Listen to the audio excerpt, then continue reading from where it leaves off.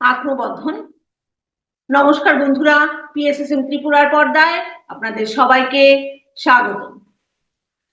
গুরু ব্রহ্মর্ষি পত্রিজিকে প্রণাম জানিয়ে এবং অন্যান্য দিব্য আত্মাদের প্রণাম জানিয়ে আমি আমার আজকের স্বাধ্যায় অনুষ্ঠান শুরু করছি। আজকের স্বাধ্যায় অনুষ্ঠানে আমি ডেনা মরিয়ামের লেখা the untold story of Sita বইটির সপ্তম অধ্যায়, এখানে অযোধ্যার সাথে কিভাবে সীতামাতা মানিয়ে নিয়েছিলেন তা আজকে আপনাদেরকে শোনাবো। তার আগে আমি সবাইকে অনুরোধ করব, এই পিএসএসএম ত্রিপুরার এই চ্যানেলটি যারা সাবস্ক্রাইব করেছেন তারা অন্য সবার সাথে শেয়ার করে এই চ্যানেলটিকে সাবস্ক্রাইব করার জন্য সহযোগিতা করবেন এবং সবার মধ্যে আধ্যাত্মিক জাগরণের চেষ্টা করবেন। তাহলে আমি শুরু করছি আজকের অযোধ্যার সাথে কিভাবে সীতামাতা মানিয়ে নিয়েছিলেন, এটা আপনাদেরকে পড়ে শোনাচ্ছি। মাতা আমাদের সাবধান করে দিয়েছিলেন যে অযোধ্যার জীবন মিথিলা থেকে খুব আলাদা হবে এবং মানিয়ে নিতে সময় লাগবে। সেখানে সবকিছু অনেক বেশি আনুষ্ঠানিক, এটা সীতামাতা বলেছিলেন। আমাদের তাদের রীতিনীতি এবং নিয়ম কানুন মেনে চলতে হবে। আমরা মিথিলার মতো অবাধে ঘুরে বেড়াতে পারবো না। প্রথমে তো আমরা অন্য এক জায়গায় যাব, মানে আমরা বিদেশি হব, কিন্তু সময়ের সাথে সাথে তা আমরা মানিয়েও নেব, পরিস্থিতিও কিছুটা বদলে যাবে। তোমরা একে অপরের পাশে থাকবে, তাই মিথিলার অনুভূতি তোমাদের হৃদয়ে বাঁচিয়ে রাখতে পারবে। আমরা এখানে যে স্বাধীনতা পেয়েছি তা তোমাদের কখনোই ভোলা উচিত নয় এবং হয়তো কোনো একদিন আমরা অযোধ্যার মানুষের কাছেও সেই স্বাধীনতার কিছুটা এনে দিতে পারবো, এটাই আমার আশা। মিথিলা আর অযোধ্যা যেহেতু দুটো আলাদা রাজ্য, সুতরাং দুটো রাজ্যের নিয়ম কানুন আলাদা। এতদিন সবাই মিলে মিথিলাতে ছোট থেকে বড় হয়েছে, এখানকার আদব কায়দা নিয়ম নীতি কানুন সবকিছু শিখেছে। এখন একটা অন্য রাজ্যে যাবে, অন্য রাজ্যের নিয়ম কানুন আলাদা হবে, তাই সীতামাতা সবাইকে সাবধান করে দিয়েছিলেন। এই সতর্কতা সত্ত্বেও অযোধ্যায় যা আমাদের অভ্যর্থনা জানালো তার জন্য আমরা কেউ প্রস্তুত ছিলাম না। শহরটি মিথিলা থেকে অনেক বড় এবং জমকালো ছিল। মিথিলা তো মানে একটু সাধারণ, সবকিছুই সাধারণ, এখানে তো আড়ম্বর কিছু ছিল না, এখানে শুধু ছিল সৌহার্দ্য। কিন্তু অযোধ্যা অনেক বড় ছিল মিথিলা থেকে এবং অনেক জাঁকজমক ছিল। এর সম্পদ সর্বত্র প্রদর্শিত হচ্ছিল। এটি একটি প্রসারিত এবং সমৃদ্ধশালী রাজ্যের রাজধানী ছিল। প্রহরী এবং সৈন্যরা আমাদের পথ জুড়ে দাঁড়িয়েছিল, যা রাজ্যের সামরিক শক্তির প্রমাণ, যেটা মিথিলাতে আমরা কখনোই শুনতে পাইনি। যে সৈন্য বা সামরিক শক্তির প্রদর্শন, এটা কিন্তু মিথিলাতে ছিল না।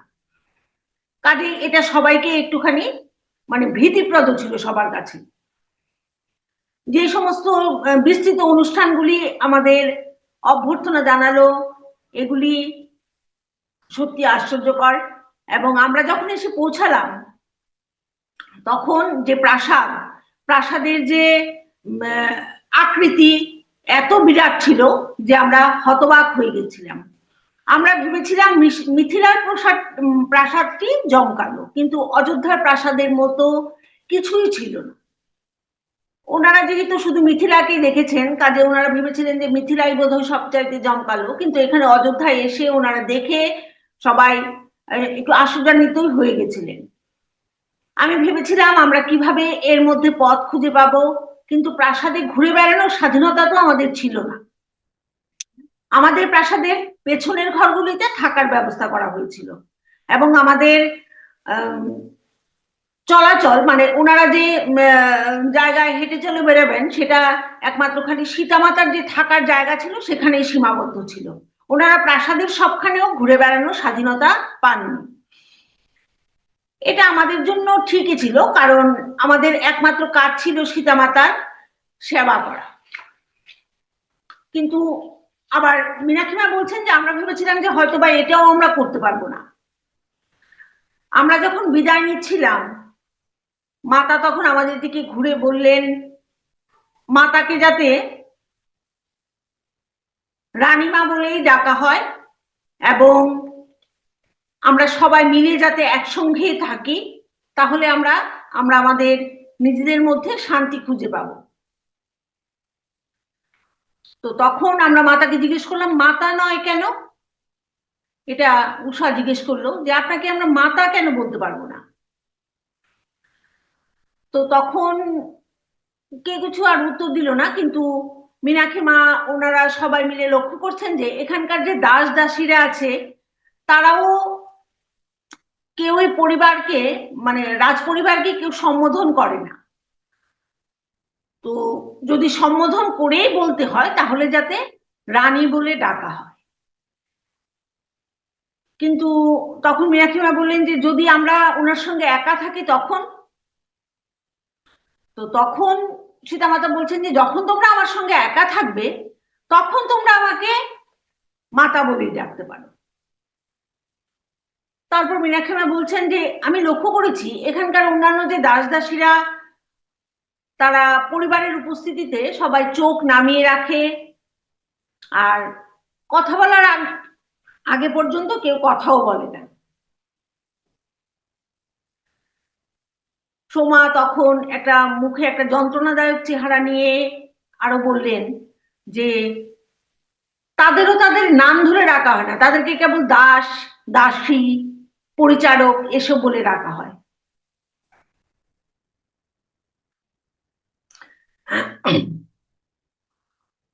আমরা তখন সবাই একে অপরের দিকে তাকালাম। তো তারপর মীনাক্ষী মা বলছেন যে আমার মনে হয় না, যেহেতু আমরা সবাই একসঙ্গে থাকবো তাই এটা আমাদের কোনো সমস্যা হবে না। এটা মীনাক্ষী মা বললেন। তখন সোমা বলছেন যে আমি নিশ্চিত হতে চাই যে আমাদের কোনো কাজ বা কথা কোনোভাবেই মিথিলাকে যাতে খারাপ ভাবে প্রতিফলিত না করে। আমাদের অবশ্যই মনে রাখতে হবে যে আমাদের বাবা, জনক বাবা এবং সুনয়না মার প্রতিনিধিত্ব করতে আমরা এখানে এসেছি। এবার সীতামাতার দিনগুলি অনেক কাজে ব্যস্ত ছিল। শুধুমাত্র খুব ভোরে আর দুপুরের খাবারের পর যখন সীতামাতা বিশ্রাম নিতেন, আর তারপর যখন গভীর রাতে বিশ্রাম নিতেন তখনই একমাত্র ওনারা সীতামাতার সঙ্গে দেখা করার সুযোগ পেতেন। খাবারের ব্যাপারটাও ছিল অনেক জমকালো ব্যাপার, পরিবারে অনেক লোক ছিল। মীনাক্ষী মা বা সোমা তাদের কাউকে খাবার পরিবেশন করার জন্য বা রান্নাঘরে যাবার জন্য ডাকা হতো না। মিথিলায় তারা প্রত্যেকেই শুধু সীতামাতার কাজগুলি করতেন, যেমন করতেন তার পাশাপাশি অন্যান্য কাজও করতেন। পরিবারের মোটামুটি সব কাজই ওনারা করতেন মিথিলাতে, কিন্তু অযোধ্যায় এসে তাদের দায়িত্ব কেবল মাতা এবং উর্মিলার ব্যক্তিগত যত্ন নেওয়ার মধ্যেই সীমাবদ্ধ ছিল। মীনাক্ষীমা বলছেন যে আমি যে এই যে মিতায় যে এত ঘনিষ্ঠভাবে আমরা সবার সঙ্গে মেলামেশা করতাম এটার আমি খুব অভাব বোধ করছিলাম। আমি জনক বাবা এবং সুনয়না মা এবং অন্যান্য দাস দাসীদের সাথে যে বড় হয়েছি তাদেরও খুব অভাব বোধ করছিলাম।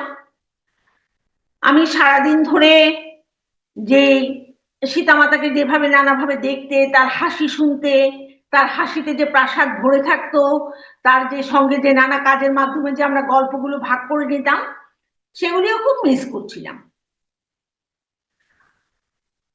এখানে রঘুবংশের যে প্রাসাদ ছিল সেটা ছিল অনেক গভীর একটা জায়গা। এখানে মানুষজন অনেক গম্ভীর ভাবে দিন কাটাতো, এখানে হাসি খুশি ময় জীবনযাপন খুব একটা বেশি ছিল না। তো মীনাক্ষীমা বলছেন যে আমি ভাবছিলাম যে সীতামাতার এই নতুন পরিবেশে কেমন যেন লাগবে, কিন্তু এই কথাটা জিজ্ঞেস করার মতো সময়ও আমাদের মধ্যে ছিল না। আর যখন আমরা সীতামাতাকে দেখতাম তখন তাকে খুব উজ্জ্বল মনে হতো। আর যে কয়েকটা উপলক্ষে ওনারা সীতামাতাকে শ্রীরামচন্দ্রের সঙ্গে দেখেছেন তখন যেন দেখেছেন যে তাদের দুজনের মধ্যে ভালোবাসার স্ফুরণ। ওনারা দুজন দুজনের সঙ্গে ভালোই ছিলেন এবং সীতামাতার ভেতরে কষ্ট হলেও উনি বাইরে সেটা প্রকাশ করেননি। তারা দুজনেই একে অপরের উপস্থিতিতে মগ্ন থাকতেন। কিন্তু আমাদের সঙ্গে থেকেও সোমা কিন্তু অন্য কিছু দেখছিল। একদিন আমি তাকে জিজ্ঞেস করেছিলাম যে মাতার অযোধ্যার সঙ্গে মানিয়ে নেওয়ার বিষয়ে তার কোনো ধারণা আছে কিনা। মীনাক্ষী মা এটা সোমাকে জিজ্ঞেস করলেন। সোমা বললেন, এখানে যেমন তার অনেক আনন্দ আছে তেমনি অনেক অস্বস্তিও আছে। তার কয়েকটি মন্তব্য থেকে আমি বুঝতে পারি যে তিনি রাজপ্রাসাদের মধ্যে বিভেদ অনুভব করছেন, আর এটাই তার কষ্টের একটা কারণ। মিথিলাতে কিন্তু বিভেদ ছিল না, মিথিলাতে সবাই একসঙ্গে মিলে মিশে সবাই থাকতেন, কাজকর্ম করতেন। কিন্তু অযোধ্যায় এসে ওনারা দেখতে পেলেন কি যে রাজপ্রাসাদের মধ্যে যেন একটা বৈষম্য আছে একটা। এই বৈষম্যটা সীতামাতার কষ্টের কারণ। তখন আমি জিজ্ঞেস করলাম সোমাকে যে বিভেদ তুমি কি বোঝাতে চাইছো? মহারাজা দশরথ এবং সীতামাতার মধ্যে তো একটা তাৎক্ষণিক একটা বন্ধন তৈরি হয়েছিল, আর সীতামাতার প্রতি তো মহারাজের একটা স্নেহ সকলের, এটা তো সকলেরই জানা হয়ে গেছে। একইভাবে তার যে 3 রানী আছেন তারাও তো তাকে খুব ভালোবাসছেন, তাহলে কোথায় বিভেদ? তখন সোমা আমাকে বলছেন যে তুমি কি কিছু অনুভব করো না যে এখানে কিছুর একটা অভাব রয়েছে? মিথিলাতে যে একটা নির্দিষ্ট সামঞ্জস্য ছিল, আমার মনে হয় জনক বাবার স্বভাবের কারণেই ছিল এটা। এখানে মহারাজকে তার স্ত্রীদের মধ্যে বিভক্ত বলে মনে হয়। আর কিন্তু যদিও তারা একে অপরের প্রতি খুব ঘনিষ্ঠতার অনুভব করেন, ঘনিষ্ঠতা দেখান, কিন্তু সোমা বলছে যে আমি কিন্তু একটা অন্য কিছু অনুভব করছি। আর যদি আমি তা অনুভব করি তাহলে সীতামাতাও নিশ্চয়ই অনুভব করেন। এরপর সোমা বলছেন যে আমি আশা করি যেহেতু সীতামাতা এখন এখানে আছেন তাহলে তিনি নিশ্চয়ই এই সমস্যার সমাধান করতে পারবেন। এই কথা শুনে মীনাক্ষী মা একটু চিন্তিত হয়ে পড়লেন। মীনাক্ষী মা বলছেন যে আমি পরিচারকদের মধ্যে একটা কানাকানি শুনছিলাম, কিন্তু যেহেতু সীতামাতা আমাদেরকে পারিবারিক কোনো রাজনীতিতে জড়াতে না করে দিয়েছিলেন, সতর্ক করে দিয়েছিলেন, তাই আমি এসব কথা কানে তুলছিলাম না। তিনি বলেছিলেন আমাদের অবশ্যই রাজনীতি এবং সমালোচনার ঊর্ধ্বে থাকতে হবে। সর্বোপরি আমরা এখানে বিদেশি। মিথিলাতে আমাদের এমন কোনো বিভেদ ছিল না, এটা সীতামাতা আগেই সতর্কবাণী করে দিয়েছিলেন। তো তাদের দুজনের মধ্যে কথাবার্তা চলছে মীনাক্ষী মা আর সোমার মধ্যে। তো সোমা আবার বলছেন যে অন্য কিছু আছে। আমি অনুভব করি যে সীতামাতা যে মাটিকে স্পর্শ করার জন্য, পশু এবং উদ্ভিদ জীবনের সঙ্গে থাকার জন্য আকুল হয়ে রয়েছেন। আমরা আসার পর থেকে তিনি প্রাসাদ ছেড়ে একদিনও বের হননি। আমি নিশ্চিত যে তিনি শীঘ্রই কোনো পরিকল্পনা নিয়ে আমাদেরকে ডাকবেন। সোমা ঠিক বলেছিলেন। কয়েকদিন পর যখন আমরা মাতাকে তার অলংকার খুলতে এবং গুছিয়ে রাখতে সাহায্য করছিলাম, তিনি আমাদের দিকে ফিরলেন এবং নিচু কণ্ঠে বললেন, ভোরের ঠিক আগে তার সঙ্গে যাতে সাজঘরে গিয়ে আমরা দেখা করি। সীতামাতা বলছেন আমি এখনো নদীর দেখা পাইনি। আমরা ভোরবেলায় প্রাসাদ থেকে বেরিয়ে যাব, তার সঙ্গে দেখা করতে যাব, চুপে চাপে যাব, কেউ আমাদেরকে থামানোর আগেই। পুজোর জন্য আমাদের কিছু যা দরকার আছে সবকিছু নিয়ে এসো। এই কথা বলার পর তো আমরা সবাই চলে এলাম। তারপর ভোরবেলায় রোহানা, মীনাক্ষী মা এবং সোমা ভোরের আগেই গিয়ে রানীমার ঘরের সামনে গিয়ে দাঁড়ালেন এবং তাকে খুঁজে পেলেন। রানীমা মানে সীতামাতা তাদেরই মতো পোশাক পরেছিল, মীনাক্ষী মা বা সোমা তাদের মতোই পোশাক পরে, মাথা ঢেকে, চুল আর কি মুখের কিছু অংশটা একটু লুকিয়ে রেখে কেউ যাতে সন্দেহ না করে সেইভাবেই সাজগোজ করে। আর প্রত্যেকের কাছে একটা ফুলের ট্রে ছিল, এটা নদীর দেবীকে দেওয়ার জন্য আনা হয়েছিল, আর প্রদীপ ছিল। আর উষা উর্মিলার যত্ন নিতে তার ঘরেই চলে গেছিল। তখন সীতামাতা বলছেন যে চলো আমরা পেছনের গেট দিয়ে যাই, ওখানে প্রহরী কম আছে। তো তাই ওনারা সবাই হল ঘরের যে সিঁড়ি আছে সেটা দিয়ে পেছনের গেট দিয়ে নেমে গেলেন, যেখানে দুইজন প্রহরী তাদেরকে থামালেন। তো তখন সোমা বলল যে রাজকুমারী মানে রাজকুমারী না, রাজমাতা সীতা আমাদেরকে নদী দেবীর কাছে পুজো দিতে বলেছেন, আমরা বেশিক্ষণ থাকবো না, আমরা চলে আসবো। যেহেতু সবাই একই ধরনের সাজ পোশাক কাজে প্রহরীর কোনো আর সন্দেহ হয়নি যে এখানে সীতামাতাও থাকতে পারেন। তো অন্য একজন প্রহরী বলছেন যে ওরা মিথিলার দাসী, ওদেরকে যেতে দাও। তো এই কথা বলার পর তো সবাই মিলে প্রাসাদের বাইরে চলে এলো। বাইরে চলে আসার পর তাদের মধ্যে একটা স্বস্তির নিঃশ্বাস পড়লো যে যাক, আমাদেরকে কেউ ধরতে পারেনি। আমরা সবাই নদী বরাবর হেঁটে একটা নির্জন জায়গা খুঁজে বের করলাম। সেখানে আমরা নদী দেবীকে ফুল ও মোমবাতি দিয়ে পুজো দিলাম, আর মাতা মন্ত্র ও স্তোত্র পাঠ করলেন। ভোরের প্রথম আলো ফুটতে শুরু করেছিল যখন মাতা জলে প্রবেশ করলেন, মানে নদীতে যখন নামলেন মাতা, তখন ভোরের প্রথম আলো ফুটতে শুরু করেছিল এবং তখন নদীতে নেমে মাতা নদী দেবীর সঙ্গে কথা বলা শুরু করলেন। মীনাক্ষী মা বলছেন যে আমরা কিছু বোঝার আগেই মাতা জলে ডুবে গেলেন। এবার আবার নিঃশ্বাস নিতে আবার উপরে উঠলেন, উপরে উঠে হেসে তিনি সবাইকে ডাকলেন এবং জল ছিটিয়ে উনি জল কেলি করা শুরু করলেন। তো মীনাক্ষী মাদেরকে ডেকে সীতামাতা বলছেন যে এসো তোমরা, নদী দেবী আমাদের সাথে খেলতে চান, ইনি গঙ্গামার ছোট বোন এবং খুব কৌতুকপূর্ণ। তো রোহানা আর সোমা ধীরে ধীরে জলে প্রবেশ করলো। আমার প্রায় ডুবে যাওয়ার সময় থেকে, ওই যে আমরা আগে পড়েছিলাম মীনাক্ষী মা জলে ডুবে যাচ্ছিলেন, ওই সময়ের থেকে মীনাক্ষী মা নদীর সঙ্গে একটা দূরত্ব বজায় রেখে চলেছিল। তো মীনাক্ষী মা নিজের ভাগ্য পরীক্ষা করার জন্য আর জলে গিয়ে নামেননি। সোমা জলে উপর নিচ করছিল, হাসতে হাসতে সে মাতাকে বলল যে এই খোলা জায়গায় থাকাটা কত চমৎকার। এতদিন অযোধ্যায় আসার পর সবাই মিলে শুধু প্রাসাদের মধ্যে একটা বন্দি অবস্থায় ছিল, প্রাসাদ থেকে বের হওয়ার মতো কোনো সুযোগ কারো কাছে ছিল না এবং অনুমতিও ছিল না। তাই তারা এই ভোরবেলায় নদীর ধারে এসে মানে খুব খুব আনন্দিত হয়েছিল সবাই, এবং সবাই এটাই বলছিল যে খোলা জায়গায় থাকতে কত ভালো লাগে, কারণ মিথিলায় তো তারা খোলা জায়গায় থাকতেই অভ্যস্ত ছিল। তো তখন সীতামাতা বলছেন যে গঙ্গা মাতার যে ছোট বোন সরোজদেবী, এই যে নদীটা, সরোজদেবী জানতেন আমার সমস্ত আনুষ্ঠানিকতা থেকে মুক্ত থাকার এই সময়টা খুব প্রয়োজন, তাই তিনি আমাকে এখানে ডেকেছেন। এটা সরোজ নদী।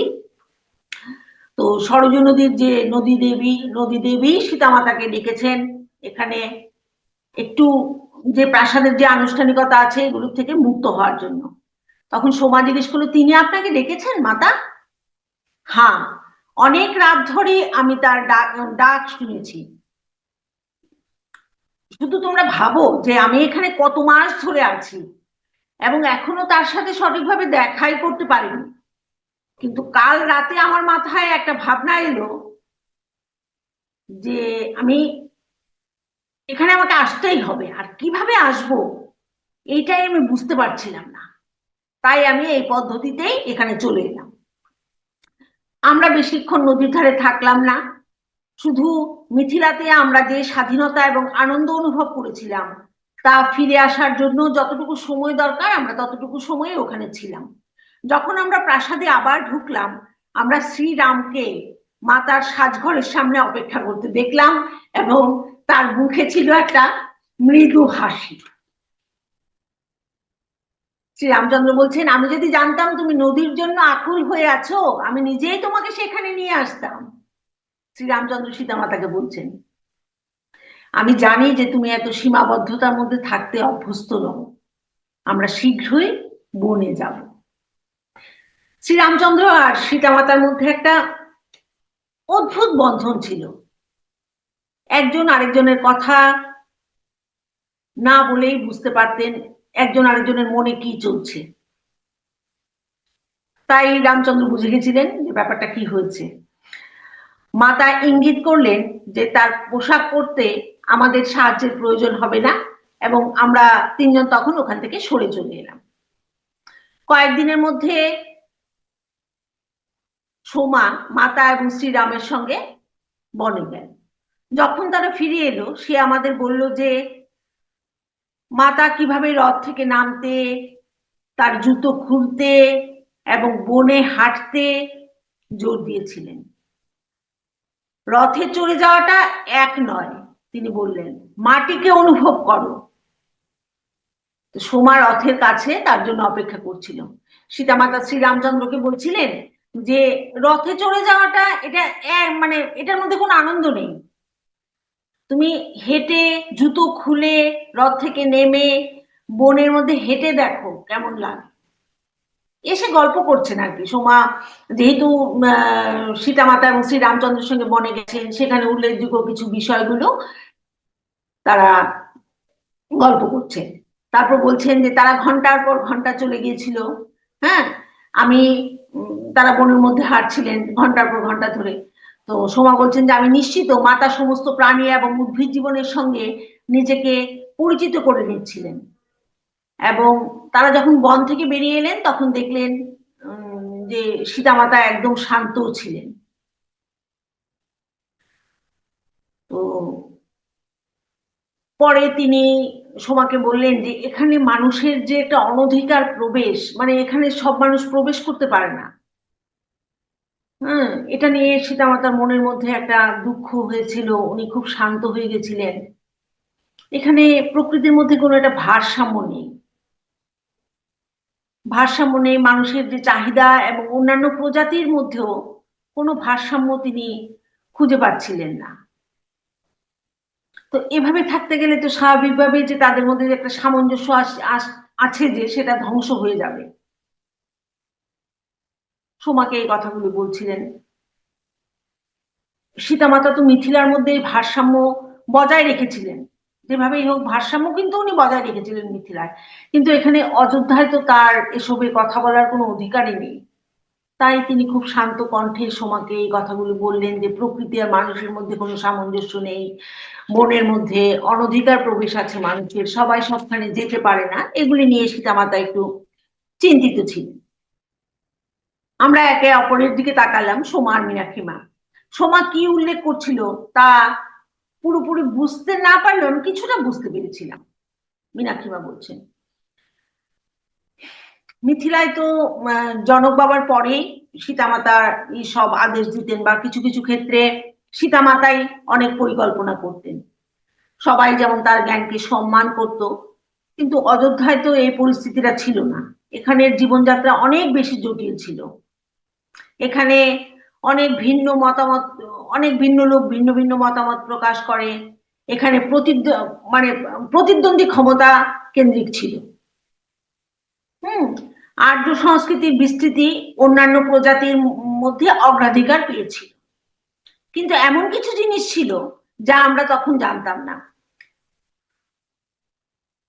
শুধুমাত্র তার প্রস্থানের রাতে মাতা আমাদের সঙ্গে সেই ঘটনা অন্তর্নিহিত কারণগুলি ভাগ করেছিলেন, যা আমাদের কাছে ভয়ঙ্কর হলেও ঋষি এবং সাধুরা যারা আর্য সংস্কৃতির বিস্তারের অগ্রভাগে ছিলেন তাদের দ্বারা স্বাগত জানানো হয়েছিল। মাতা কত খুশি, আমি তাকে এর চেয়ে আনন্দিত আর কখনো দেখিনি। বন পরিদর্শনের কয়েক সপ্তাহ পরে আমি সোমাকে বলছিলাম কথাটা। আমরা সেদিন মাতাকে পোশাক পরতে সাহায্য করেছিলাম। সেখানে সোমার মুখে হাসির রেখা ফুটে উঠল। আমি খুব কমই তাকে এত গম্ভীর দেখেছি।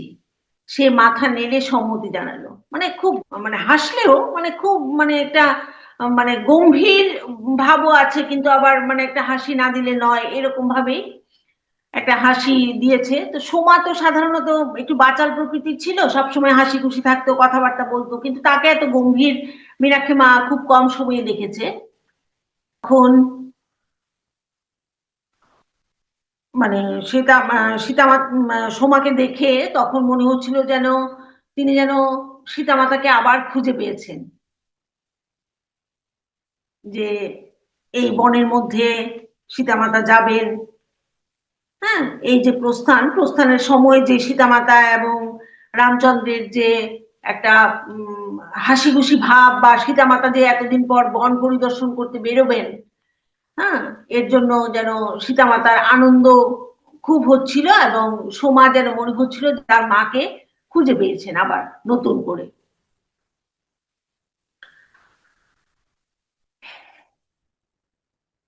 তার আনন্দ সত্যি উপচে পড়ছিল, কারণ এটাই সেই ছাপ যা সে এখান থেকে চলে যাওয়ার সময় রেখে যেতে চায়, তাই যা শোকে আচ্ছন্ন হবে। সীতামাতা বলছেন যে, তুমি কি কিছু বলছো সোমা?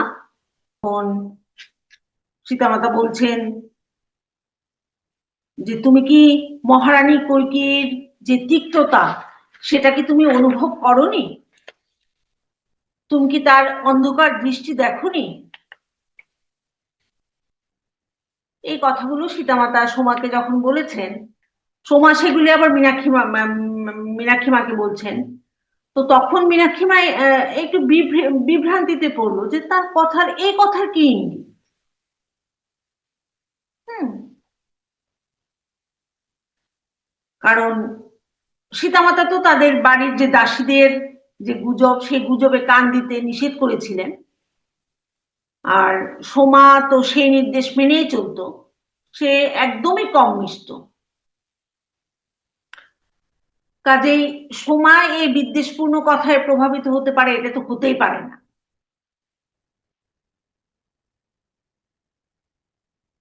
আমি তখন মীনাক্ষী মা বলছেন যে, আমি তখন সোমার দিকে তাকালাম। সোমা চোখে আমি প্রথম জলের আভাস দেখলাম। তো সোমার এই কথায় যে আমার মধ্যে চিন্তাটা যে হচ্ছিল, সেই চিন্তা ভাবনাটাকে আমি কিছুতেই মানে শান্ত করতে পারছিলাম না। তো যখন সোমা আর আমি মাতার গয়না আর পোশাক সরিয়ে রাখতে গেলাম, তখন মাতার যে এই যে আনন্দপূর্ণ যে মনোভাবটা ছিল, ঘুরে বন থেকে ঘুরে এসে, সেটা দেখে আমাদের মনটা একটু শান্ত হলো, এবং সোমাকেও যেন আমি আবার সেই আগের স্বাভাবিক অবস্থায় ফিরে আসতে দেখলাম। আমার মনে সেই দৃশ্যটি গেঁথে রইল। আমি যুক্তি দিলাম যে, যদিও সোমার মাতার প্রতি বিশেষ শ্রদ্ধা ছিল, তার সাথে একটা আভ্যন্তরীণ সংযোগ ছিল যা আমরা কেউই বুঝতে পারিনি। কিন্তু এবার সে ভুল ছিল। এই যে এতক্ষণ যে সোমা আর মীনাক্ষী মার মধ্যে যে কথা হলো, যে সোমা মীনাক্ষী মাকে বলছেন যে, তুমি কি সীতার আভ্যন্তরীণ, সীতা মাতার আভ্যন্তরীণ যে একটা ব্যাকুলতা, আভ্যন্তরীণ যে একটা দুঃখ কষ্ট, সেটাকে তুমি বুঝতে পারছো না? বা তুমি কি অযোধ্যার যে এই যে মহারানী কৈকেয়ীর যে একটা যে উম তিক্ততা আছে সবার প্রতি, সেটাও কি তুমি বুঝতে পারছো না? কিন্তু তারপর যখন সীতামাতার ঘরে গিয়ে সীতামাতাকে দেখলেন যে না, সীতামাতা খুব হাসি খুশি আছে, তখন মীনাক্ষীমার মনে হলো যে না না, যতই সোমা সীতামাতার সংস্করণ হোক না কেন, বা সোমা সীতামাতার সবকিছু বুঝে যাক না কেন, হয়তোবা এইবার সোমা একটু ভুল ছিল। সে এমন কিছু কল্পনা করছিল যা বাস্তবে হয়তোবা ছিল না। আমি এটা মন থেকে মুছে ফেললাম। মাত্র কয়েকদিন পরেই আমরা জানতে পারলাম যে, অযোধ্যার রাজা বাইরের রাজ্য বাইরের কোনো শত্রু নয়, বরং আভ্যন্তরীণ শত্রুর কারণেই উল্টে যেতে চলেছে। এবার আমরা যেই জিনিসটাতে ঢুকছি, সেটা আমরা রামায়ণে আমরা পড়েছি যে কি করে রাজা দশরথের তিন রানী আসল চরিত্রটা এবার ফুটে উঠবে, বা রামচন্দ্র কিভাবে বনের দিকে বনবাসে যাবে, সেটার যে ব্যাপারটা, সেই ব্যাপারটাতেই এখন আমরা আস্তে আস্তে ঢুকছি। তো এটা তো আর মীনাক্ষী মা ওরা জানতেন না। তো মীনাক্ষী মা এবার বলছেন যে, এবার আমরা আস্তে আস্তে জানতে পারলাম যে অযোধ্যার যে শত্রু, সেটা বাইরের কেউ নয়, সেটা আভ্যন্তরীণ শত্রুই, এবং সেই আভ্যন্তরীণ শত্রুর কারণেই অযোধ্যা রাজ্যের রাজত্বকাল উল্টে যেতে চলেছে। সেই কয়েকটা দিন ছিল অশান্ত। মহারাজা অসুস্থ হয়ে পড়েছিলেন। তারা বলল, সবাই বলছেন যে তার হৃৎপিণ্ডের সমস্যা হয়েছে। মাতা তাকে সাহায্য করার অনেক চেষ্টা করলেও ঔষধি গাছপালা দিয়ে যতই চেষ্টা করুক না কেন তার শক্তি উনি ফিরিয়ে আনতে পারেননি। তারপর রামকে তখনই সিংহাসনে বসানোর সিদ্ধান্তের কথা হচ্ছিল। শুভ দিন এবং সময় যতই ঘনিয়ে আসছিল, সবটাই যেন কেমন একটা উলটপালট হয়ে গেল। মহারানী কৈকেয়ীর মন তার দাসী এক তিক্ত ও কারসাজিপূর্ণ মহিলার দ্বারা প্রভাবিত হয়েছিল, এবং রানীর মধ্যে দীর্ঘদিনের সুপ্ত ঈর্ষা ও ক্ষোভ জেগে উঠেছিল। আমরা সবাই কৈকেয়ী আর তার দাসী মন্থরার কথা জানি, সেই বিষয়টাই এখানে উত্থাপন করা হয়েছে। কয়েক বছর আগে কৈকেয়ী যুদ্ধে মহারাজের জীবন রক্ষা করেছিলেন, এবং তিনি যখনই অনুরোধ করেছিলেন যে তার দুইটা ইচ্ছা পূরণ রাজা করবেন, তখন তিনি বলেছিলেন যে না, এটা আমি সময় যখন আসবে তখন আমি চেয়ে নেব। তো তখন তো এবার এই কৈকেয়ী যখন রামচন্দ্র যখন সিংহাসনে বসবেন তার আগে কৈকেয়ী গিয়ে মহারাজকে বললেন যে আমার তো এমন দুটো ইচ্ছে ছিল, তুমি তো বলেছিলে যে আপনি তো বলেছিলেন যে এটা পূরণ করবেন, তো এখন আমি সেই আমার দুটো ইচ্ছার কথা আপনাকে জানাবো। তো তখন রাজা দশরথ বললেন যে হ্যাঁ বলো, তাহলে তোমার এই দুটা ইচ্ছা কি। তখন তিনি সেই ইচ্ছাগুলি বললেন যে তিনি তার নিজের ছেলে ভরতের রাজ্যাভিষেক করার অনুরোধ করলেন।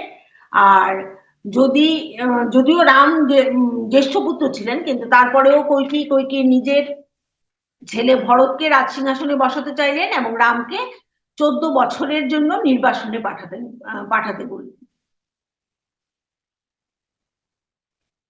আমরা দাসীরা এই ঘটনা সম্পর্কে সবাই গুঞ্জন শুনেছিলাম, কিন্তু মাতা আমাদের কাছে না ডাকা পর্যন্ত আমরা বুঝতে পারিনি আসলে কি ঘটতে চলেছে। তারপর আমরা বুঝলাম যে সীতামাতাও রামচন্দ্রের সঙ্গে চলে যাচ্ছেন। তিনি আমাদের সামনে দাঁড়িয়ে বললেন, রাম নির্বাসনে যেতে রাজি হয়েছেন, এবং যেহেতু আলাদা থাকার কোনো সম্ভাবনাই নেই, সেহেতু আমিও যাব। তারপর তিনি মানে সীতামাতা খুব কোমল কণ্ঠে যোগ করলেন, যেখানে রাম আছেন সেখানে সীতা আছেন, এবং যেখানে সীতা আছেন সেখানে রাম আছেন। তিনি এই যে খবরটা দিলেন, সংবাদটা দিলেন, সেই সংবাদে আমরা সবাই বাকরুদ্ধ হয়ে পড়েছিলাম। তিনি আমাদেরকে একটু সময় দিলেন যাতে আমরা ব্যাপারটাকে উপলব্ধি করতে পারি। মীনাক্ষীমা বলছেন যে আমি এখনো নিশ্চিত নেই, যে মানে আমি তখনও নিশ্চিত ছিলাম না যে আমি এই খবরটা শুনতে পেরে আমি কি ধরনের আবেগ প্রকাশ করব, বা আদৌ আমরা কেউ কোনো আবেগ প্রকাশ করতে পেরেছিলাম কিনা, কারণ আমরা তো এই কথাগুলির অর্থই বুঝতে পারছিলাম না। আমাদের মিথিলাতে তো এসব ছিল না। এখানে শুধু রাজা জনক বাবা ছিলেন আর সুনয়না মা ছিলেন, সীতামাতা ছিলেন, আমরা হাসি খুশিতে দিন কাটাতাম। এখানে তো এই রাজ্যাভিষেক নিয়ে বা কাউকে বনবাসে পাঠাবেন এসব কোনো ব্যাপারই ছিল না, আমরা সবাই বাকরুদ্ধ হয়ে পড়েছিলাম। তখন সীতামাতা আমাদের দিকে তীক্ষ্ণ দৃষ্টিতে তাকালেন এবং বলতে থাকলেন, আমি ভয় পাচ্ছি এই রাজ্যে বড় দুঃখ নেমে আসবে, এবং এটি বাইরের হুমকির মুখে পড়ে। এমন লোক থাকবে যারা রামের অনুপস্থিতির সুযোগ নিতে চাইবে। আমার কোনো সন্দেহ নেই যে আমরা যেখানেই থাকি না কেন তিনি রাজ্যকে রক্ষা করবেন, কিন্তু আমাকেও আমার ভূমিকা পালন করতে হবে। এখন আমার দায়িত্ব পালনে সহায়তা করার জন্য আমি তোমাদের 4 জনের উপর অনেক নির্ভর করছি। এই কথা বলে তিনি চুপ হয়ে গেলেন। বলছেন যে যেহেতু রামচন্দ্র থাকবে না, অযোধ্যার অবস্থাও খুব একটা ভালো থাকবে না, তো তখন বাইরের শত্রু আক্রমণ করবে, সবাই রামচন্দ্রের অনুপস্থিতির সুযোগ নিতে চাইবে। কিন্তু সীতামাতার দৃঢ় বিশ্বাস যে রামচন্দ্র তো তার রাজ্যকে রক্ষা করবেনই, কিন্তু সীতামাতারও একটা ভূমিকা আছে এবং তিনি সেই ভূমিকা পালন করতে চান, এবং সেই ভূমিকা পালনের জন্য তিনি এই যে সোমা, মীনাক্ষী, রোহানা, উষা ওদের সাহায্য চাইছেন। তখন মীনাক্ষীমা বলছেন যে তাহলে আমরা কি এখানেই থাকবো মাতা, আপনাকে ছাড়া? মীনাক্ষীমা ভেবেছিলেন হয়তোবা ওরা যেহেতু সীতামাতা শ্রীরামচন্দ্রের সঙ্গে বনে চলে যাবেন, তো ওনারা বোধহয় সবাই মিলে মিথিলায় ফিরে যাবেন আবার। তখন সীতামাতা মাথা নেড়ে সম্মতি বললেন, উর্মিলা এখানে থাকবে, কাজে তোমাদের অবশ্যই তার যত্ন নিতে হবে এবং তাকে সাহায্য করতে হবে, এবং তোমাদের এখানে আমার উপস্থিতি যথাসাধ্য বজায় রাখতে হবে। যেহেতু সীতামাতার বোন উর্মিলা এখানে আছেন, উর্মিলাকে তো সাহায্য করতে হবে, উর্মিলার যত্ন নিতে হবে, কাজে ওনাদের থাকতে হবে এবং সীতামাতার উপস্থিতিকে এখানে বজায় রাখতে হবে, এবং এটা সেটাই বজায় থাকবে এই 4 জনের মধ্যে। আপনি কতদিন দূরে থাকবেন মাতা? উষা কাঁপানো কণ্ঠে জিজ্ঞেস করলো। মাতা তখনই উত্তর দিলেন না, কিন্তু একটু পরে উত্তর দিলেন, প্রথম দিকে মুখ ফিরিয়ে উত্তর দিলেন 14 বছর। 14 বছর মাতা? আমি হতাশায় চিৎকার করে উঠলাম। মীনাক্ষী মা চিৎকার করে উঠলেন, আপনাকে ছাড়া আমরা এত লম্বা সময় কিভাবে বাঁচবো? তখন সীতামাতা বলছেন, তোমরা আমাকে ছাড়া থাকবে না মীনাক্ষী, আমার শারীরিক উপস্থিতির বাইরে গিয়ে তোমাদের আমাকে দেখতে শিখতে হবে, তোমাদের আমাকে দেখতে শিখতে হবে। মানে আমি শারীরিক উপস্থিতিতে নেই এখানে, কিন্তু এর বাইরে গিয়ে তোমাকে বা তোমাদেরকে আমাকে দেখতে শিখতে হবে। আমি যখন এখানে তোমাদের সঙ্গে আছি তখন আমার সেবা করা সহজ, আমি শারীরিকভাবে উপস্থিত, কাজে আমাকে তো এখানে সেবা করা সহজ। কিন্তু এখন তোমাদের শিখতে হবে, যখন আমার শারীরিক উপস্থিতি থাকবে না তখন কিভাবে আমার সেবা করবে। ব্যাপারটা হচ্ছে যে আমাদের তো দুটো শরীর, একটা সূক্ষ্ম শরীর আর একটা স্থূল শরীর। স্থূল শরীর হচ্ছে আমাদের এই বাইরের, এই যে আমরা এই যে চামড়া, চোখ, মুখ, নাক, এগুলো আমাদের বাইরের পোশাকটা হচ্ছে আমাদের স্থূল শরীর। তো স্থূল শরীরে যখন আমরা থাকি তখন তো আমাদের সেবা করা সহজ। তো স্থূল শরীরটা যখন থাকবে না তখন কিভাবে আমরা সেবা পাবো বা আমরা অন্যের সেবা করব? এটা হচ্ছে স্থূল শরীর যেহেতু নেই, কাজে তখন সূক্ষ্ম শরীরটা থাকবে। সূক্ষ্ম শরীরটার কিভাবে সেবা করতে হবে এটা শিখতে হবে। আর স্থূল আর সূক্ষ্ম শরীরের এই যে একটা আলাদা দুটো স্তর, এবং এই দুটো স্তরের কি কি এই দুটো স্তরের পরিবর্তন বা এই দুটো স্তরের ব্যাপারটা কি সেটা আধ্যাত্মিক বিজ্ঞান ছাড়া জানতে পারবো না আমরা। আর আধ্যাত্মিক বিজ্ঞান জানতে গেলে আমাদেরকে ধ্যান করতেই হবে। দেখুন, মানে তখনকার সময়ের প্রতিটি ব্যাপারের মধ্যেই কিন্তু ধ্যান জড়িত। শ্রী রামচন্দ্র ধ্যান করতেন না, কাজে উনি কিন্তু এই সূক্ষ্ম স্থূলর বিভেদটাও খুব বেশি একটা বুঝতেন না, বা অযোধ্যার কেউ কিন্তু ব্যাপারটা বুঝতো না। কিন্তু যেহেতু মিথিলায় ধ্যানের প্রচার প্রসার ছিল, কাজেই ওনারা সেটা বুঝতেন। আর তাই সীতামাতা বলছেন যে আমি যখন আমার এই শারীরিক ভাবে যখন আমি উপস্থিত থাকবো না তখন তোমরা কি করে সেবা করবে আমার, সেটা এবার শিখতে হবে। তখন মীনাক্ষী মা বলছেন যে আমি তো ব্যাপারটা বুঝতে পারছি না। তখন সীতামাতা একটু হালকা হেসে বললেন, একদিন বুঝবি। সোমা খুব স্থির কণ্ঠে জিজ্ঞেস করলেন, কখন যাবেন মাতা? সীতামাতা বললেন যে আমরা আগামীকাল সকালে যাব। তো সোমা ভেবেছিলেন হয়তো বা সোমা যাবেন সীতামাতার শ্রীরামচন্দ্রের সঙ্গে। তখন সোমা বললেন যে তাহলে তো আমাকে তৈরি হয়ে নিতে হবে। এবার সোমা তৈরি হওয়ার জন্য বা যাওয়ার জন্য উঠে যাওয়ার মতো যখন প্রস্তুতি নিচ্ছিলেন তখন মাতা তার হাতে হাতের মাথা নেড়ে বললেন যে সোমা, এবার তুইও আমার সঙ্গী হতে পারবে না, কারণ ওখানে তোমার যতটা না প্রয়োজন তার চাইতে বেশি প্রয়োজন এখানে তোমাকে। এই পরিবারে আমার উপস্থিতি বজায় রাখতে তোমাকে সবচাইতে বেশি সাহায্য করতে হবে। আমার তোমাদের সবাইকে এখানে প্রয়োজন। এখানে যারা শীঘ্রই বিশৃঙ্খল অবস্থায় পড়বে তাদের সবার মধ্যে আমার উপস্থিতি বজায় রেখে এবং মনোবল বাড়িয়ে তোমরা আরো ভালো সেবা করতে পারবে। এতদিন ওনারা সবাই সীতামাতার শুধু সেবা করত, এবার সীতামাতা চলে যাবেন, তো ওনারাও তো সবাই ভেবেছেন যে ওনার সঙ্গে যাবেন, অন্তত সোমা তো যাবেন। কিন্তু সীতামাতা সোমাকেও নিতে রাজি হলেন না, কারণ সীতামাতা সোমা এবং অন্যান্যদের দায়িত্ব দিয়ে গেলেন যে এখানে যখন বিশৃঙ্খল অবস্থায় যখন সবাই পড়বে অযোধ্যাবাসী, তখন সবার উপস্থিত মানে সবার মধ্যে তখন সীতামাতার উপস্থিতিকে বজায় রাখতে হবে এবং মনোবলটা বাড়িয়ে রাখতে হবে সবার। এবং তাতে কে সাহায্য করবে? না সোমা সহ বাকি যে আরো তিনজন আছে ওনারা চারজন।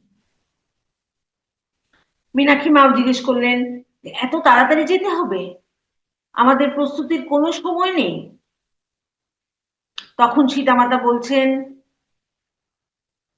প্রস্তুতি নেওয়ার তো কিছু নেই মীনাক্ষী, এখন শুধু তোমাদের কি করতে হবে এটা আমি তোমাদের মধ্যে ভাগ করে নেব, চলো আমার সঙ্গে এসো, আমি তোমাদেরকে বুঝিয়ে দিচ্ছি।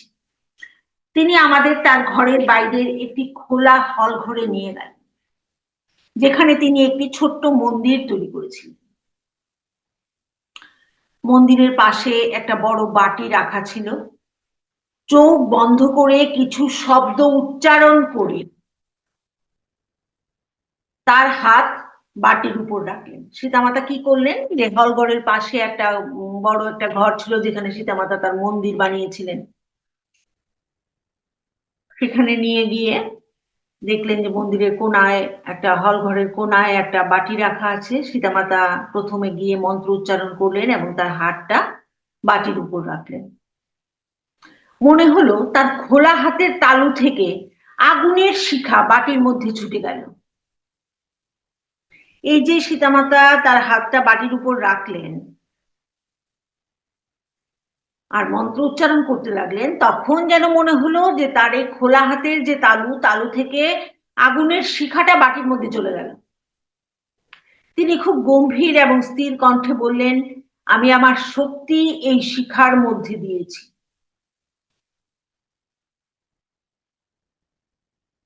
সীতামাতার যে আভ্যন্তরীণ শক্তি, যে ঊর্জা, সেটা উনি এই যে আগুনের শিখাটা, এই শিখাটার মধ্যে দিয়েছেন।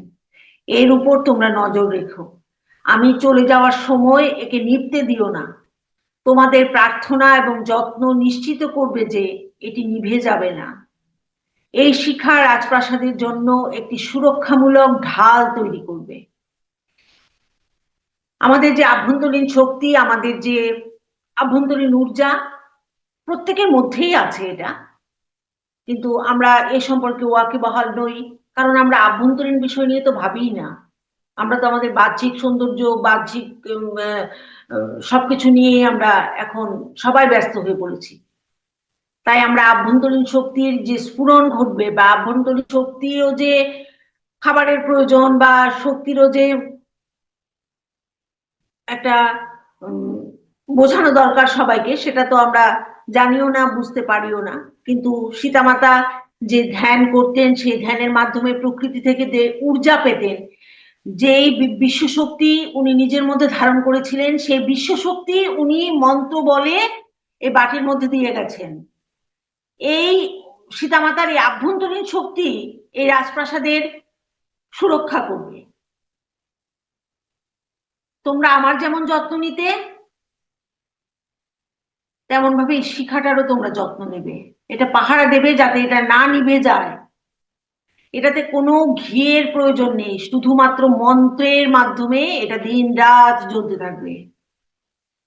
তিনি আমাদের যে মন্ত্রগুলো জপতে বলেছিলেন সেগুলি তিনি আবৃত্তি করলেন, পাঠ করে করে শোনালেন এবং মীনাক্ষী মাদেরকে বললেন যে তোমরা এগুলো শিখে নাও, তোমরা শুধু দিন রাত কেবল এই মন্ত্র জপ করবে, আগুনের শিখা জ্বলতে থাকবে এবং তার মধ্যে আমার শক্তি থাকবে, যেই শক্তি দিয়ে এই রাজপ্রাসাদে সুরক্ষিত, এই রাজপ্রাসাদ সুরক্ষিত থাকবে। আমি এই আগুনের মধ্যে থাকবো এবং যখন ঠিক সময় আসবে তখন এটাকে আমি আবার টেনে নিয়ে যাব আমার মধ্যে। এটা এতদিন পর্যন্ত আমি সপ্তম অধ্যায়ের পাঠ করছি আজকে। আজকের এই অংশটুকু দিয়ে বোঝা যায় যে সীতামাতা কতটা জ্ঞানী, গুণী, ধ্যানী, তপস্বী ছিলেন। সীতামাতার মধ্যে আভ্যন্তরীণ শক্তি কতটা ছিল। সীতামাতা মন্ত্র বলে, জপ বলে এবং ধ্যানের কারণে কতটা শক্তিশালী ছিলেন। বস্তুত এখানে দেখতে গেলে কিন্তু সীতামাতা আভ্যন্তরীণ দিক দিয়ে শ্রী রামচন্দ্রের থেকে বেশি শক্তিশালী ছিলেন। হয়তোবা আমার এই কথাটা সবার পছন্দ হবে না আপনাদের, কিন্তু এটাই কিন্তু সত্যি। শ্রী রামচন্দ্রের কিন্তু আভ্যন্তরীণ শক্তি খুব বেশি একটা ছিল বলে এখন পর্যন্ত তো আমি পাইনি কোথাও, হয়তো আগে পাবো। কিন্তু সীতামাতার আভ্যন্তরীণ শক্তির কথা আমরা প্রথম থেকেই পড়ে আসছি। আর এই কারণেই বোধহয় যিনি রামায়ণ লিখেছিলেন তিনি এই বিষয়টাকে সম্পূর্ণভাবে মানে এড়িয়ে গেছেন। কোনো উল্লেখই ছিল না এসবে। রামায়ণে তো ছিল সীতামাতা শ্রীরামচন্দ্রের পাশে বেচারি, দুঃখী, চোখের জল ফেলা একজন নারী যিনি বনবাসে হেঁটে হেঁটে চলেছেন শ্রীরামচন্দ্রের সহযোগী হিসেবে, অর্ধাঙ্গিনী হিসেবে। সীতামাতার মধ্যে যে এইরকম একটা শক্তি ছিল, সেই শক্তির কথা দীনা মরিয়াম যদি তার পূর্বজীবনে না যেতেন তাহলে হয়তো আমাদের কাছে এটা অজানাই থেকে যেত।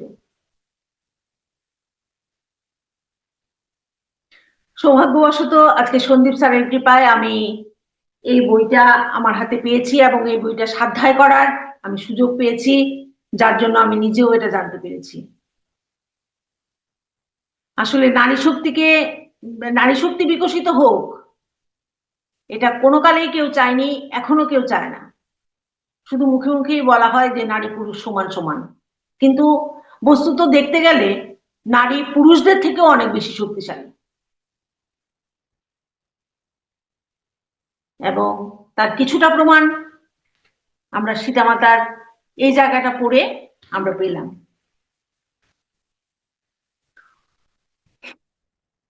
বলছেন যে যখন আমার প্রয়োজন হবে তখন এটা আমি আমার মধ্যে টেনে নেব এবং এটা আমার সত্তার মধ্যে আবার ফিরে আসবে আর এটা তখন নিজে থেকেই নিভে যাবে।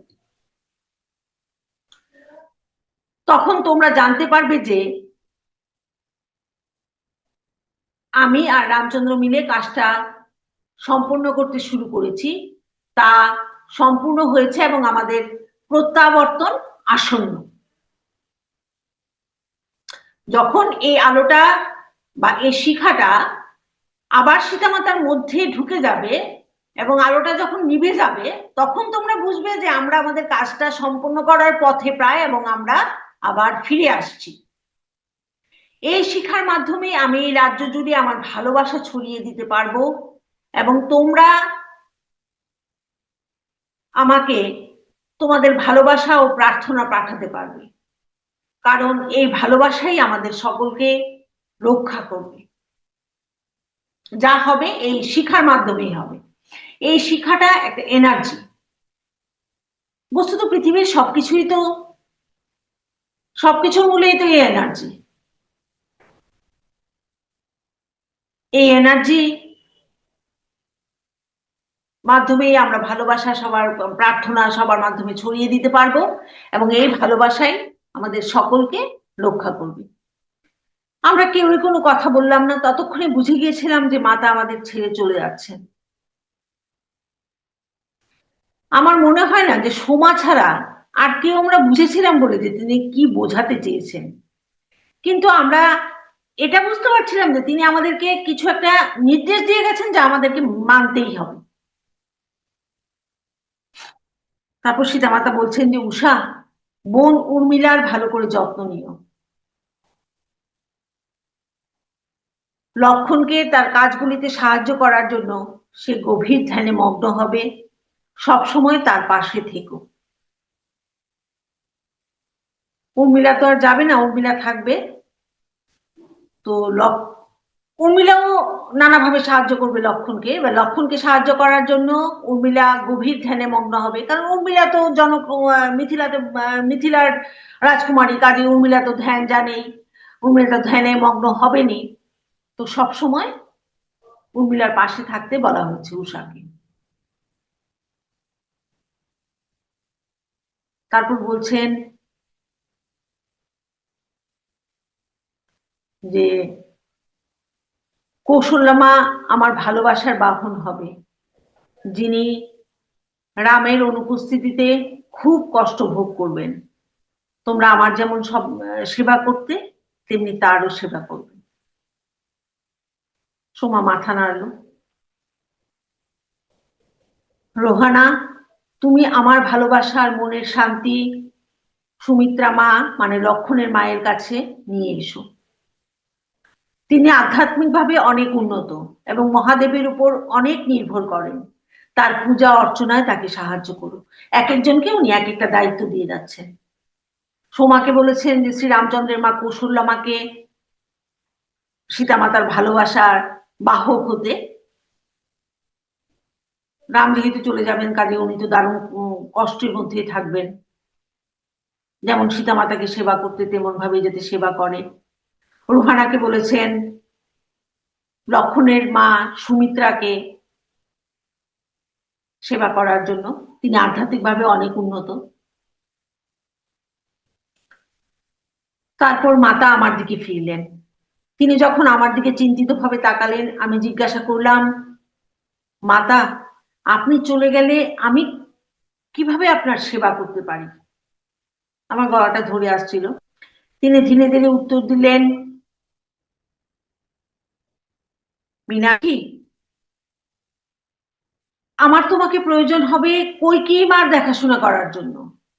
যেই কইকেয়ী মার কারণে আজকে রামচন্দ্র বনবাসে যাচ্ছেন, অযোধ্যায় এমন সংকটপূর্ণ অবস্থা, সেই কইকেয়ী মার সেবার দায়িত্ব বা দেখাশোনার দায়িত্ব পড়লো মীনাক্ষী মার উপরে। আমার মুখে আতঙ্কের ছাপ ফুটে উঠলো, কিন্তু আমি একটি শব্দ উচ্চারণ করতে পারলাম না। তখন সীতামাতা বলছেন যে তার সবচেয়ে বেশি যত্নের প্রয়োজন, কারণ সবাই তাকে ঘৃণা করবে এবং সবাই তাকে একঘরে করে দেবে। যখন তার জ্ঞান ফিরবে, জ্ঞান বলতে সচেতনতা, আত্মজ্ঞান ফিরবে, তখন সে তো আর নিজেকে ক্ষমা করতে পারবে না। রাম তাকে খুব ভালোবাসেন এবং তার মর্যাদা ও আত্মসম্মানবোধ ফিরিয়ে আনতে সাহায্য করতে হবে। তখন আমি জিজ্ঞেস করলাম যে মাতা, তিনি যা করেছেন তারপরেও তিনিই তো সমস্ত দুঃখের কারণ। মাতা মাথা নাড়লেন। এটা কেবল সেভাবেই মনে হচ্ছে, মানে আমরা আমাদের সাধারণ দৃষ্টিভঙ্গিতে দেখছি যে কইকেয়ী মাই তো সমস্ত দুঃখের কারণ, কইকেয়ী মার জন্যই তো এরকম, তাহলে কইকেয়ী মাকে আমরা কেন সেবা করব? এত কিছুর পরেও আমরা কেন তার কথা কেন চিন্তা করব? তিনি তো সমগ্র দেশবাসীর কথা চিন্তা করেননি। এটা আমাদের সাধারণ যুক্তিতে আমরা তাই বলবো, সাধারণ ধারণায় আমরা তাই বলবো, সাধারণ জ্ঞানে আমরা তাই বলবো।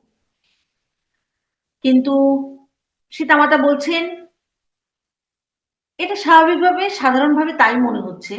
তিনি আমাদের প্রস্থানের একটি বাহন মাত্র, এবং হ্যাঁ, তার মানসিক দুর্বলতা তাকে এইভাবে ব্যবহৃত হতে দিয়েছে, যে কারণে আমাদের তাকে পরিত্যাগ করা উচিত নয়। সীতামাতা বলছেন, সীতামাতার মানসিকতা কতটা উন্নত দেখুন। সীতামাতা বলছেন যে যে কইকেয়ী মার যে মানসিক দুর্বলতা, কইকেয়ী মা মানসিকভাবে দুর্বল, কইকেয়ী মা অন্যের কথায় প্রভাবিত হয়ে গেছেন, কইকেয়ী মাকে ব্যবহৃত করেছেন মন্থরা। এই কারণেই তো আমাদের তাকে পরিত্যাগ করা উচিত নয়।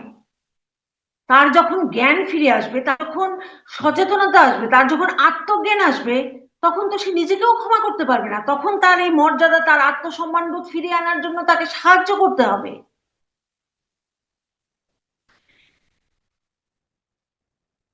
তো এই কথা বলে সীতামাতা একজন আরেকজনের দিকে তাকাচ্ছেন। একটি মহৎ পরিকল্পনা আছে যা আমরা পূরণ করেছি। প্রতিটি দুর্ভাগ্যের পেছনে একটি লুকানো আশীর্বাদ থাকে। সীতামাতা বলছেন যে এটার পেছনে একটা মহৎ পরিকল্পনা আছে যা আমরা পূরণ করব। প্রতিটি দুর্ভাগ্যের পেছনে একটা লুকানো আশীর্বাদ থাকে। আমরা বলি না যে খারাপ সময় এসছে, আবার ভালো সময় আসবে, চক্রবৎ পরিবর্তন দিয়ে দুঃখা নিচ সুখা নিচ। এই কথাটাই উনি বলছেন যে প্রত্যেকটি দুর্ভাগ্যের পেছনে একটা আশীর্বাদ থাকে, আবার সৌভাগ্যের দিন আসবে। জঙ্গলের মধ্যে দিয়ে এই যাত্রা সূচনা হবে। আশ্রমগুলি আক্রান্ত ও ধ্বংস হবে। শিক্ষা যে এই কেন্দ্রগুলি আছে, বেদ, এগুলি আগামী যুগের জন্য আর সংরক্ষিত থাকবে না। একটি নতুন সভ্যতা জন্ম নিতে চাইছে। সেই জন্মে আমাদের সকলকে আমাদের ভূমিকা পালন করতে হবে। এই যে শ্রীরামচন্দ্রের বনবাস যাত্রা, এই বনবাস যাত্রার মধ্য দিয়ে অনেক কিছু হবে। আশ্রমের বন ধ্বংস হবে, তারপর আপনার জঙ্গলের মধ্যে দিয়ে যাত্রা করতে হবে। এই যে বেদ আছে বা নানা ধরনের গ্রন্থগুলি আছে, এই গ্রন্থগুলি আর আগামী যুগে আর সংরক্ষণ করা যাবে না। তখন একটা নতুন সভ্যতার সৃষ্টি হবে।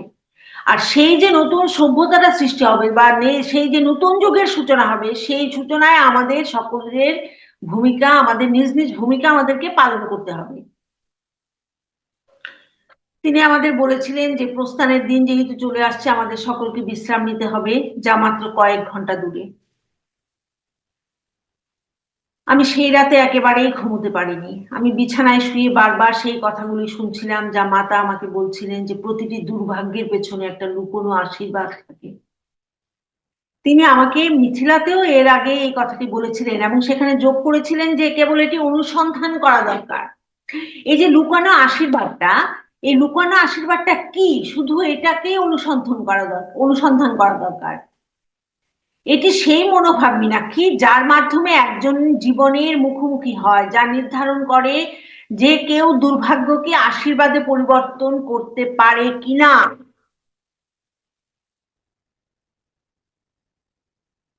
এই কথাটা মীনাক্ষী মাকে সীতামাতা আগেও বলেছিলেন যে এই যে দুর্ভাগ্য, এই দুর্ভাগ্যের জন্য আমরা জীবনের এমন একটা সময়ের মুখোমুখি হই, এই জীবনের যদি এই মুখোমুখি যে হই যে আমরা, সেখানে যদি আমরা নিজেদেরকে ধরে রাখতে পারি, তাহলে আমরা এই দুর্ভাগ্যকে আশীর্বাদে পরিণত করতে পারবো। এর জন্য আমাদের মনোবল থাকতে হবে, দুর্ভাগ্যকে সৌভাগ্যে পরিণত করার মতো মনোভাব আমাদের থাকতে হবে। কিন্তু আমাদের ভাগ্যে যা ঘটতে চলেছে তাতে আমি কোনো লুকানো আশীর্বাদ খুঁজে পাইনি। এটা মীনাক্ষী মা বলছেন। পরে আমি শুনলাম যে মহারাজ সারা রাত জেগে শ্রীরামকে না যাওয়ার জন্য অনেক অনুরোধ করেছিলেন। যখন শ্রীরামচন্দ্র বারবার ব্যাখ্যা করলেন যে তার ধর্ম পালন করা ছাড়া তার কাছে আর কোনো উপায় নেই, তখন মহারাজ সীতাকে তার সাথে না যাওয়ার জন্য অনুরোধ করলেন। মহারানী কৌশল্যা জিজ্ঞেস করলেন যে জনক বাবা যখন জানতে পারবেন যে তার মেয়ে নির্বাসনে চলে গেছে, তখন তাকে তারা কি বলবেন। সীতা তখন শান্তভাবে উত্তর দিয়েছিলেন যে ইতিমধ্যে তার আশীর্বাদ তিনি চেয়েছেন এবং পেয়েওছেন। যাওয়ার আগের দিন রাত্রিবেলায় রাজা দশরথ শ্রীরামচন্দ্রকে অনেকবার না করেছেন, যে না যেতে অনুরোধ করেছেন, কিন্তু শ্রীরামচন্দ্র বারবারই বলেছেন যে আমার ধর্ম আমাকে পালন করতেই হবে, আমি ধর্মের পথ থেকে সরে আসবো। যেহেতু কইকেয়ী মা আমাকে আদেশ করেছেন আমাকে বনে যেতে হবে, এবং যেহেতু আপনি কইকেয়ী মার সেই প্রতিশ্রুতি রক্ষা করেছেন বা প্রতিশ্রুতির বা সেই বর দান করেছেন, আমাকে যেতেই হবে। তারপর উনি সীতামাতাকে বললেন যে শ্রীরামচন্দ্র যাচ্ছে যাক, কিন্তু তুমি যেও না। তারপর মহারানী কৌশল্যাও বললেন যে যখন জনক বাবা জানতে পারবেন যে তার মেয়ে নির্বাসনে চলে গেছে, তখন আমরা তাকে কি উত্তর দিব। তখন সীতামাতা বললেন যে ইতিমধ্যেই তিনি জনক বাবার আশীর্বাদ চেয়েওছেন এবং উনি পেয়েওছেন। তো তখন মহারানী কৌশল্যা বলছেন যে তিনি কি এসেছেন নাকি। তখন সীতামাতা বলছেন যে তার সাথে আমার যোগাযোগের জন্য তার শারীরিক উপস্থিতির প্রয়োজন নেই। আমি যদি তার আশীর্বাদ না পেতাম তাহলে আমি এমন কোনো পদক্ষেপ আমি নিতাম না। একটুখানি অবাকই হলেন যে কি হলো ব্যাপারটা। জনক বাবা আসেননি, অথচ সীতামাতা বলছেন যে উনি আশীর্বাদ চেয়ে আশীর্বাদ পেয়েও গেছেন। তাহলে কি জনক বাবা তার দাসীদের দিয়ে মিথিলা থেকে আশীর্বাদ পাঠিয়েছেন? তাহলে কি আমি বলতে পারতাম না এটা, যে কেউ এলো? মানে কৌশল্যা মাতা তো এসব কিছু জানেন না, এসব কিছু বোঝেনও না, এসব ধারণাও ওনাদের মধ্যে নেই, কাজে তিনি অবাক হয়েছেন।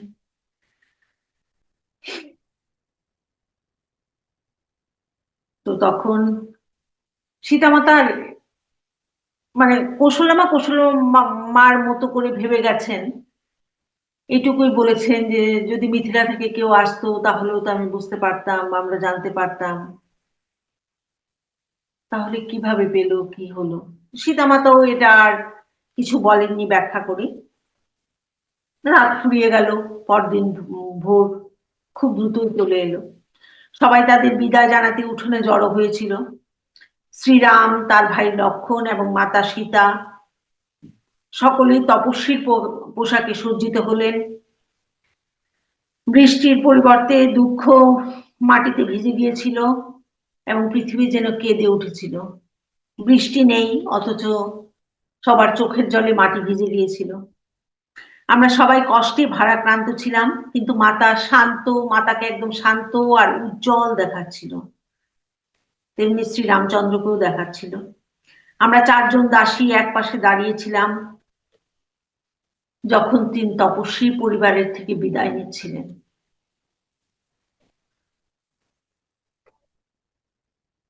মীনাক্ষী মা বলছেন যে আমি বুঝতে পারিনি বা আমি ভাবতে পারিনি যে এবার সীতামাতার সঙ্গে আমাদের আর কোনো কথা হবে বলে। কিন্তু সীতামাতা আমাদেরকে এক পাশে সরে এসে আমাদের কাছে এলেন এবং একে একে আমাদের সবার হাত ধরলেন। তিনি শান্তভাবে বললেন, তোমরা সবাই আমার খুব ভালো সেবা করেছো এবং আমি জানি তোমরা তা চালিয়ে যাবে। আমার ভালোবাসা সব সময় তোমাদের সাথে থাকবে।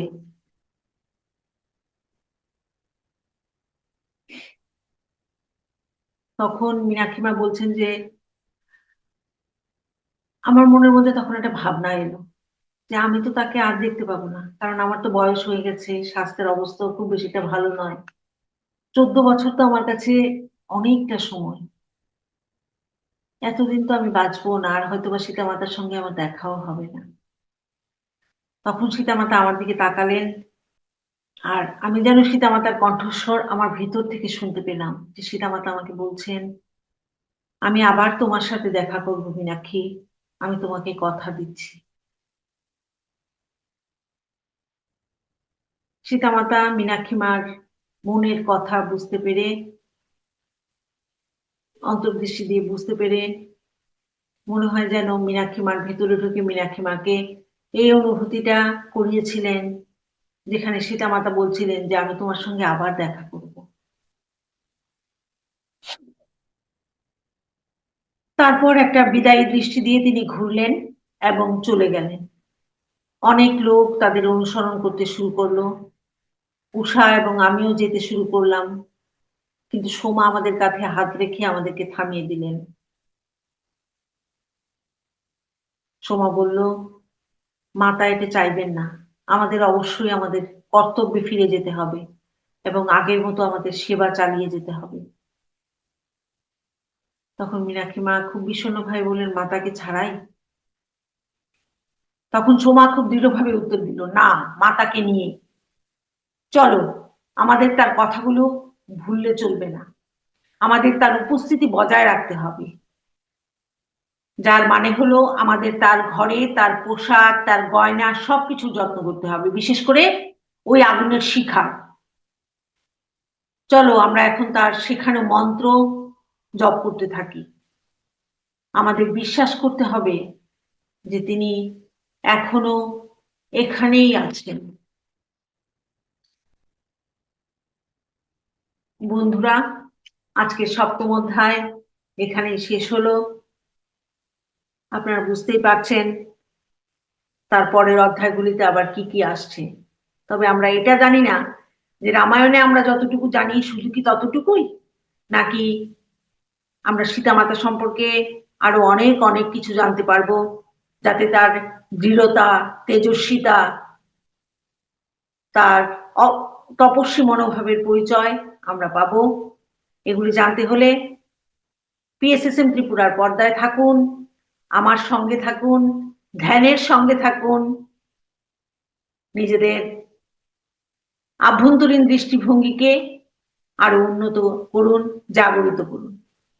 নমস্কার বন্ধুরা।